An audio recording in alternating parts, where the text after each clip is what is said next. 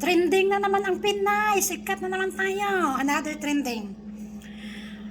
Noong last week, nag-trending yung nakitang wala nang buhay na magkayakap sa Jeddah.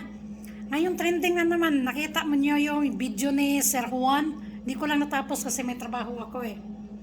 Pero ngayon trending na naman. Boyfriend niya nagpakamatay or namatay or ewan. Sabi ko, sino ang jiwa mo sa Pilipinas? Sabi niya, kababata ko yun. Sabi niya ganon. Oh, tapos may jiwa ka sa Pilipinas. Eh bakit ano yung nalaman ko? May babae pa naghatid ng pagkain sa'yo sa trabaho mo. Sabi ko gano'n sa kanya.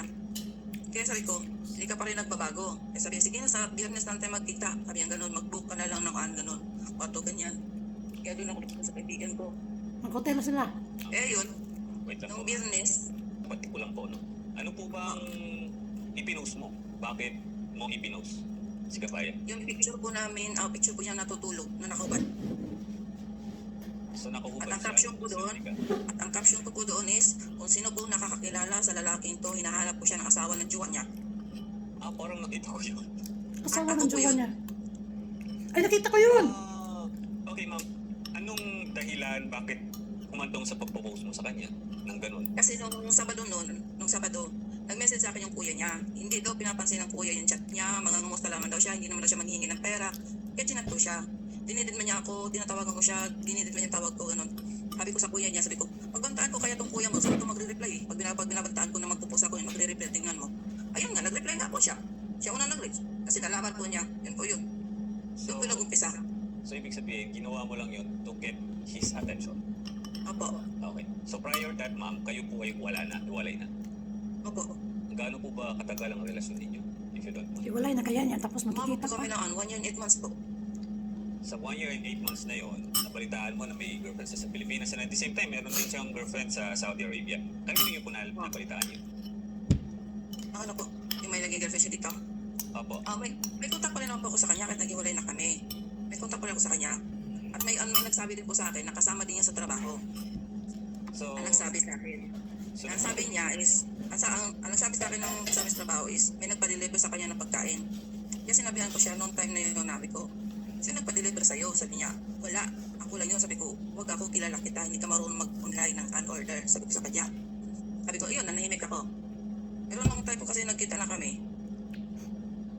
ma-shortcut po eh. Nung time na nagkita kami po, nung Biyernes, okay pa kami nung umaga noon. Dumating ako ng madaling araw. 5:16 ako dumating doon. Maya dumating siya. Una akong pumasok, umupo lang ako saan, upuan doon. Tapos siya, nakatayo, nagubad siya ng damit niya. Madilim po kasi kwarto eh. Nilagay niya magamit niya sa lamesa, tapos numilit siya doon sa higaan. Ang sabi niya is, halika dito. 3 beses niya ako tinawag, halika dito. Sabi ko, bakit? Sabi niya, halika nga dito. Sabi niya, magpakasawa ka. Sabi niya, sabi ko, mag-uusap lang naman tayo. Sabi ko, gano'n, mag-uusap lang naman tayo, tsaka may trabaho ka mamaya. Kaya ayoko mapagod ka, sabi ko sa kanya. Kaya nung lumapit ako sa kanya, yun nga po, may nangyari po sa amin nung time na yun. At saka po, May nangyari. pagkatapos po may nangyari, yun po, nag-uusap po kami, inumusta niya yung buhay ko. Sabi ko, ito, nahihirapan sa ginawa mong gulo sa buhay ko, inaayos ko yung pamilya ko na sinira mo. Kahit stress na ako, pinipilit ko pa rin, pinipilit ko yung sarili ko na maging okay. Tapos, kaya nga po, tapos nung nagkwento siya na may girlfriend siya, ganyan. Tapos siya tawa ganyan, tapos may babae pa siya niluluto para pagkapirahan, para hingian ng pagkain. Kasi pagkain daw yun, grasya daw yun, ba't niya ayawan? Doon po ako na-trigger sa sinabi niyang gano'n na may jowa na sa Pilipinas, may babae pang ginagamit dito. Tapos ako, gusto mo makipag-sex pa sa akin. Sabi ko, wow, galing mo talagang babaero ka, sabi ko sa kanya. Nagpalungko ka rin ate. Tapos kaya yun, So, ma'am, yun yung nag-trigger sa'yo para i-post mo siya na nakapuputsuban. opo, para i-post ko siya, para ipahiya ko siya, sir.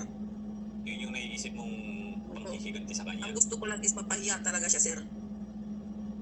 So, Tapos yung sinabi niya sa akin na pag pinost mo yan, makakasuhan ka ng cybercrime, sabi niya gano'n sa akin. Ang sabi live ba yun? Sabi niya. Kaya sabi ko, wala akong pakialam dahil pinahiya mo na ako. Pinahiya mo na ako noon, sabi kong gano'n. Ano pang kahiyanang ko? Abutin ko. Pinahiya mo na ako noon, sabi ko sa kanya. ma'am, Yun, paano po tinulak kayo mo ko pinahiya? ganito. Sorry po, paano po kayo pinahiya ni Kabayan? Ngayon nga po, nung nalaman ko na nabuntis ako, nagmakaawa ko sa kanya makipagbalikan. Kasi hindi ko kayang magpalaki ng bata na walang ama. Ayaw ko matulad yung bata na sa kanya na iniwan lang ng nanay pagkat ng 1 taon, saka iniwan ng 10 lola at lolo.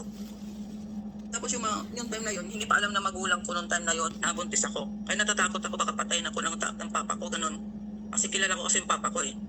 Ma'am, Tsaka yung magulang ko po is pastor-pastora, sir. Kaya sobrang kahihiyan po yun sa amin, sir. okay ma'am, to cut you there. Nabuntis Yun nga bang sinasabi. Kapag magdi-day-off ang isang OFW, maraming kababalaghan ang mga nangyayari. Kaya okay na kami, nawala kaming day-off. Okay na kami dito. Ganito na lang. Bahala kayo dyan.